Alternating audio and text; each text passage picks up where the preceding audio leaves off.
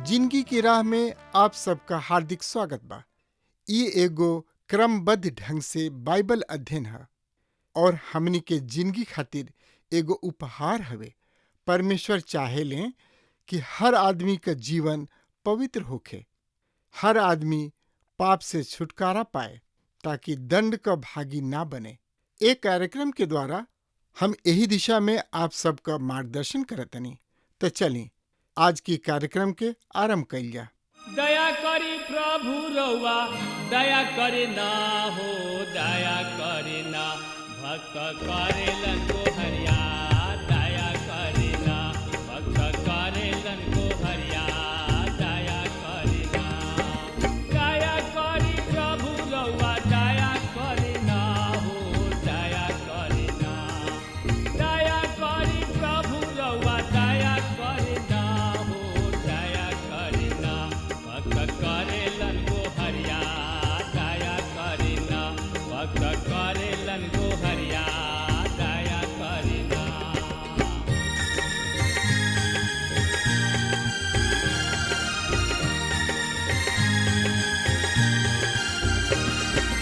दया करी कृष्ण रउआ दया करे ना हो, दया करे ना। दया करी कृष्ण रउआ दया करे ना हो, दया करे ना। पापी करेलन बिनतिया, दया करे ना। पापी करेलन बिनतिया, दया करे ना।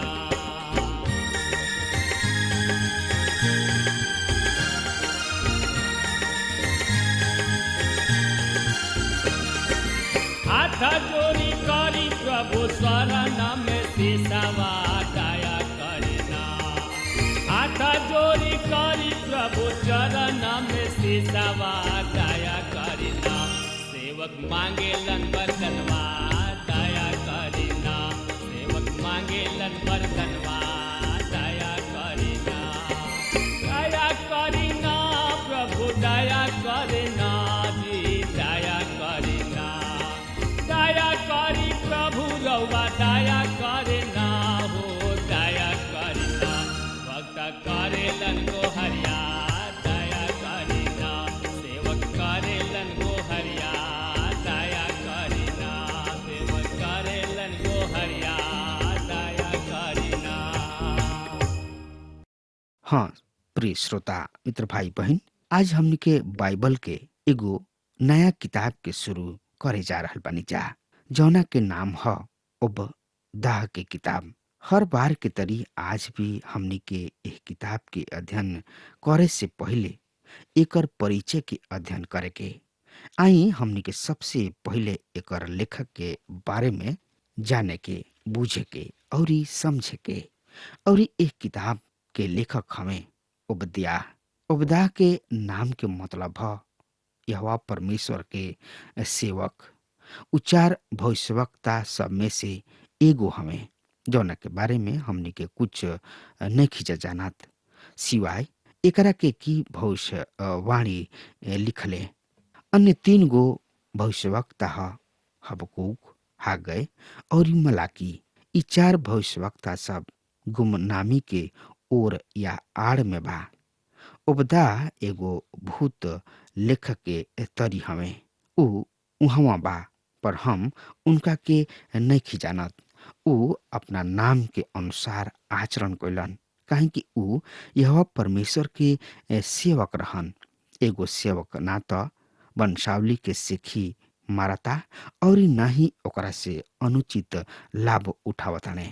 ऊ अपना काम के द्वारा प्रमाणित करे के बा कि ऊ एगो सेवक के स्थान के दावा भी कर सकताने। ऐसे उपदा सिर्फ एगो भविष्य वक्ता हवे जौन की पवित्र शास्त्र के महान भविष्यवाणी में से एगो लिखले।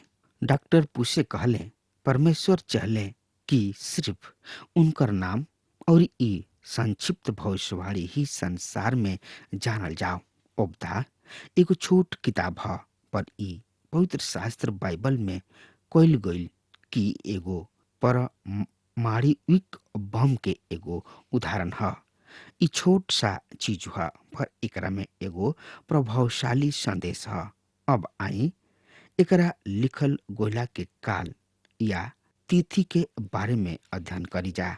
उपदाह के साथ मुख्य समस्या ई बा कि उनका इसराइल राष्ट्र के इतिहास में कहवा राखल जाओ। कुछ लोग बाणे जौन की 887 ईस्वी पूर्व के तिथि बतावताणे, जौन की यहोराम और खूनी अतल्याह के शासन के दौरान के समय निर्धारित करता। दूसरा राजा 8 अध्याय 16 से 26 पद में डॉक्टर पूछे के अनुसार एकरा के यहोशापात के शासन के दौरान निर्धारित कइलन। दूसरा इतिहास 17 और 7 पद ए परिच्छेद में उपदाह नामक पावल जाला, काहे कि ऊ ओह दिन में सार्वजनिक या आम नाम रहे और ई संभवतः ई उहे उपदाह ना रहन, केवल फरार 587 ईस्वी पूर्व के तिथि लिखले। और ई डॉक्टर मुरहेड एकरा पर ई सुझाव देत सहमत भइले कि उपदाह संभवतः इर्मिया के समकालीन रहे। सब सवाल पद 11 पर निर्भर करता।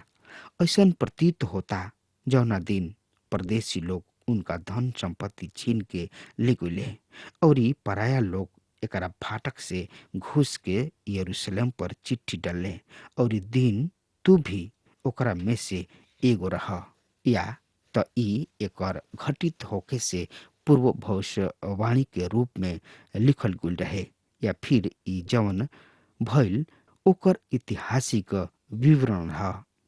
ए भविष्यवाणी के अपेक्षा इतिहास के रूप में स्वीकार कइलन नीचे ही स्वाभाविक व्यवस्था ह, जौन की उपदाह के तिथि लगभग ईस्वी पूर्व बाबुल के बंधुआई और इर्मिया भविष्यवक्ता के सेवकाई के दौरान निर्धारित करता।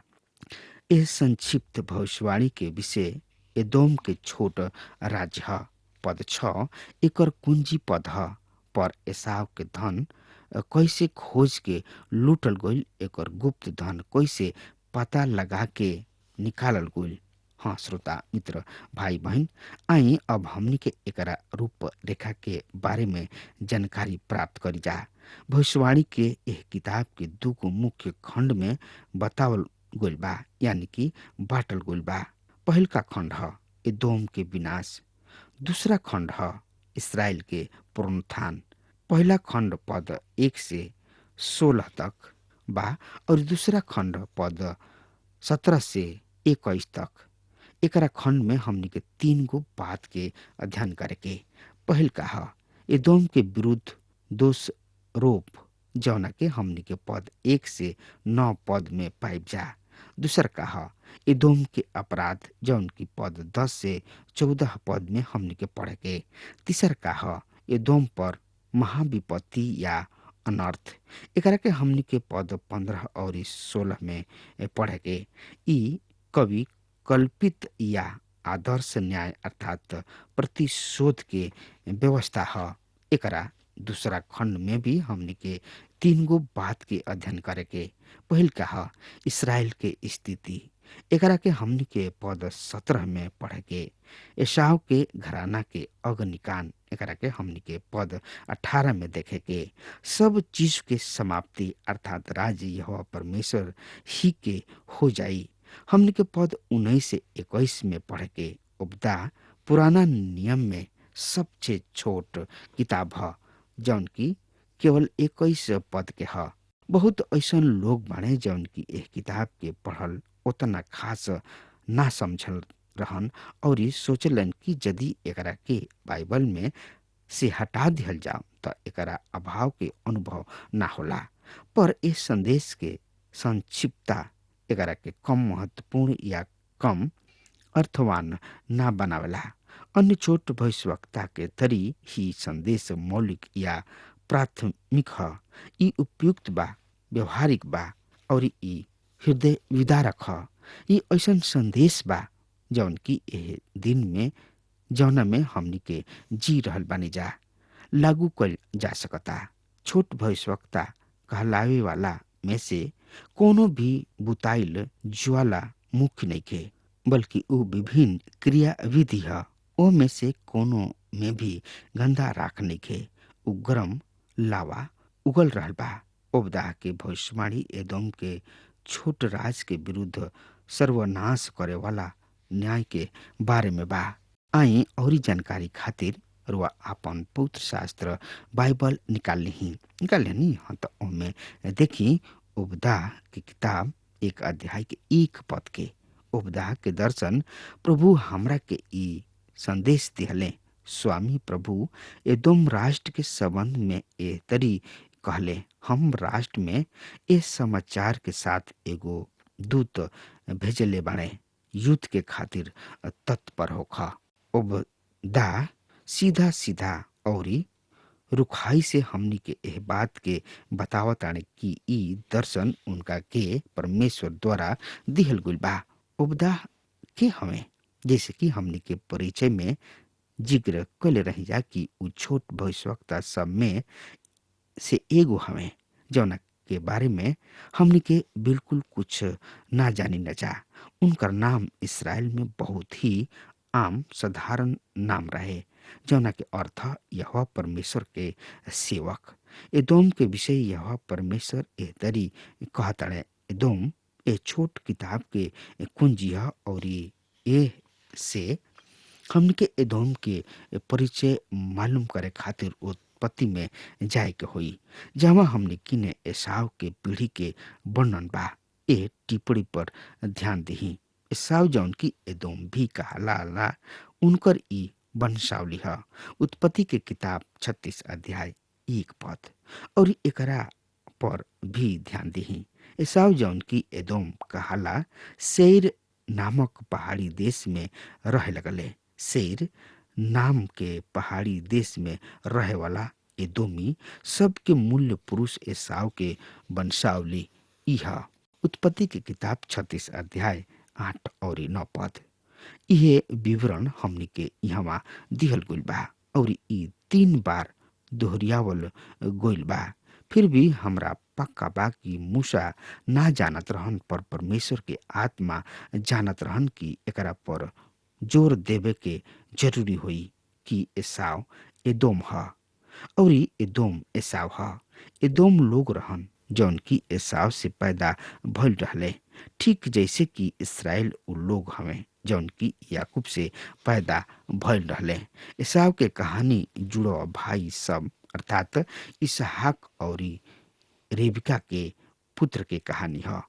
उ एकांडी या समान ना रहन, वस्तुतः उ एक दूसरा के विपरीत रहन। ई उत्पत्ति 25 में दिहल गुल बा और रेबिका ए जुड़वा के जन्म देवे वाली ह। एकरा से शुरू होता लइका उनका गर्भ में लिपटे के एक दूसरा के मारे लगले। तब वो कहले, हमार जौन की ऐसने दासा रही तो हम कैसे जिंदा रहब। और उ यहोवा परमेश्वर के इच्छा पूछे खातिर गोली। तब यहोवा परमेश्वर उनका से कहलन, तोरा गर्भ में 2 गो जाति बा और तोरा कोख से निकलते ही 2 गो राज के लोग अलग अलग हुई हैं और एगो राज के लोग दूसरा से अधिक समर्थी हुई हैं और बड़का बेटा छोटका के अधीन हुई। उत्पत्ति की किताब 25 अध्याय 22 से 23 में ई बात के लिखल गुल बा।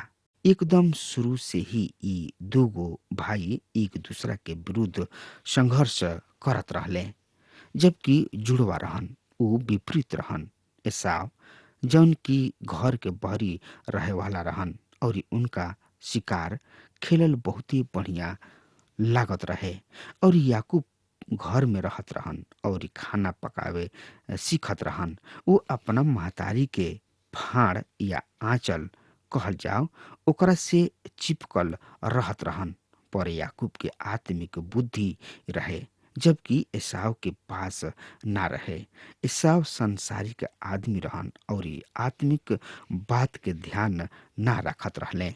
यथार्थ में उ अपना पहिलौठा के अधिकार के अतना सहज से बेच दिले कि उ याकूब से एगो कटोरी दाल के खातिर सौदा क लिहले। तब एसाव याकूब से कहले, उ जौन की लाल वस्तु बा, ओ लाल वस्तु में से हमरा के कुछ खियावा, काहे कि हम थाकल बानी। यही कारण उनकर नाम एदोम भी पड़ल। याकूब कहले, आपन पहिलौठा के अधिकार आज हमरा हाथ बेच द। एसाव कहले, देख, हम तो अभी मुँह पर बानी, ऐसे पहिलौठा के अधिकार से हमार का लाभ होई। याकूब कहले, हमरा से अभी शपथ खा। अतः वो उनका से शपथ खैले और आपन पहिलौठा के अधिकार याकूब के हाथ बेच डाले। ए पर याकूब एसाव के रोटी और पकावल मसूर के दाल दिहले और ऊ खैले पियले और उठ के चल गए। एह तरी एसाव अपना पहिलौठा के अधिकार तुच्छ समझ ले। उत्पत्ति की किताब 25 अध्याय 30 से 34 पद में एकर बखान कइल गइल बा। उ अपना पहिलौठा के अधिकार ऐसे ना बेचले कि अतना भूखा रहन कि मुए वाला रहन, ना ही ऐसे कि इसहाक के घर में और कुछ खाए खातिर ना रहे, पर ऐसे कि उनकर इच्छा शारीरिक रहे और उ पल भर के मौज के खातिर अपन सब आत्मिक मिरास के बेचे के रहे। जौना आदमी के पहिलौठा के अधिकार होत रहे, उ परमेश्वर के संपर्क में होत रहे और उ अपना परिवार के पुरोहित होत रहन। उ ओह आदमी जेकरा किने परमेश्वर से मिलल प्रतिज्ञा रहे, उ आदमी रहन जौना के परमेश्वर के साथ संबंध रहे, यानी कि रिश्ता रहे। एकरा प्रभाव में एसाव कहले, हम परमेश्वर के साथ रिश्ता रखे के अपेक्षा एक कटोरी दाल लेब। हाँ श्रोता मित्र भाई बहन, आज ई विश्वासी सबके खातिर एगो महान सत्य के उदाहरण है। ई मसीह सबके परिदृश्य है। एगो विश्वासी के अंतर दूगो स्वभाव होला। उ आपस में संघर्ष करत रहेला और एक दूसरा के विरोधी है। गलतियों 5 अध्याय 17 में पौलुस कहताने, काहे कि शरीर आत्मा के विरोध में और आत्मा शरीर के विरोध में ललसा करला और ई एक दूसरा के विरोधी है, ऐसे कि जवन तू करे चाहता उ ना करे पावा। विश्वासी के इहे दूगो स्वभाव है, अर्थात नया स्वभाव के और याकूब आत्मा के अर्थात नया स्वभाव के चित्रित करला। एदोम नाम के अर्थ होला लाल या घाम में झुलसल। पवित्र शास्त्र में घाम से सुलझल आदमी उ आदमी हमें जौन की सड़क के प्रकाश अपना में सुख नहीं सकत और ई ओकरा के जरा देला। हाँ श्रोता मित्र भाई बहन, सड़क के ज्योति या प्रकाश या तो रुआ के बचाई या रुआ के जराई, या तो रुआ ओकरा के सुख ले या रुआ एकरा से जर जाई। ई सर्वदा सच है। एसाव देह के पेश करताड़े, उ एदम बनले। याकूब जौन की इसराइल अर्थात परमेश्वर के साथ राजकुमार बनले, उ आत्मा के पेश करताड़े। हाँ श्रोता मित्र भाई बहन, पुराना नियम में पहला किताब में एसाव के देखला के बाद अब पुराना नियम के अंतिम किताब के देखी और यह अनोखा भाषा के पढ़ी। यह परमेश्वर एह तरी से कहतड़े, हम तोहरा से प्रेम करनी पर तू पूछतड़ा, तू कौना बात में हमरा से प्रेम कैला। यह परमेश्वर के इहे बाणी है। का एसाव याकूब के भाई ना रहन? तबो हम याकूब से प्रेम करनी पर एसाव के अप्रिय जान के। हाँ श्रोता मित्र भाई बहन, मलाकी 1 अध्याय 2 और 3 पद। ई कहल परमेश्वर के खातिर एगो विलक्षण बात रहे। हम याकूब से प्रेम कैनी पर एसाव के अप्रिय जननी। ई तत्काल एगो समस्या के पेश करला। एगो छात्र डॉक्टर ग्रिफिथ थॉमस से यह सवाल के साथ मिले। डॉक्टर थॉमस मलाकी में एक कथन के हमरा एगो समस्या बा, हम नहीं समझ सकत कि काहे परमेश्वर कहलन कि ऊ एसाव के अप्रिय जनले। डॉक्टर थॉमस जवाब दिले, ही जवान, हमरा पास भी ओह पद से समस्या बा, पर हमार समस्या तोरा समस्या से भिन्न बा। हम समझ सकतानी कि काहे ऊ एसाव के अप्रिय जनले, पर ऊ याकूब के काहे प्रेम कले। हम नहीं समझ पावत मित्र। जौन बात ओबद्याह के छोट किताब महत्व प्रदान करले ऊ ह कि परमेश्वर के वचन में ई एकमात्र स्थान ह जहाँ हम एकर वर्णन पावतानी कि काहे परमेश्वर एसाव के अप्रिय जनले। मित्र, एगो महान इब्री विद्वान जिन्स वर्ग ओबदा 6 के एहतरी अनुवाद कइलन, पर एसाव के धन कैसे खोज के लूटल गइल। दूसरा शब्द में ऊ रउआ खातिर पहला हाली देखे खातिर खुला में रहल गोलू बने। ओबद्याह एसाव पर दूरबीन लगावताने और जब रुआ नेत्रक से देखब तो रुआ एसाव के देखब। न केवल ओबद्याह उनका पर दूरबीन लगौले, बल्कि ओबद्याह परमेश्वर के दूरबीन हमें। अब हमार समय खत्म हो रहा बा, तब तक खातिर वो हमरा के आज्ञा दी। परमेश्वर वा के बहुते बहुते आशीष देस। आमीन। हमके विश्वास बा कि ई कार्यक्रम आप सब खातिर फायदेमंद सिद्ध भइल हुई। अगर आप सबके लगे बाइबल से चाहे आपकी निजी जिंदगी से कोनो सवाल होके चाहे कोनो समस्या खातिर प्रार्थना करावे चाहतनी तो हमारी फोन नंबर पर जरूर संपर्क करी और आज का दिन आप खातिर सुखद बने।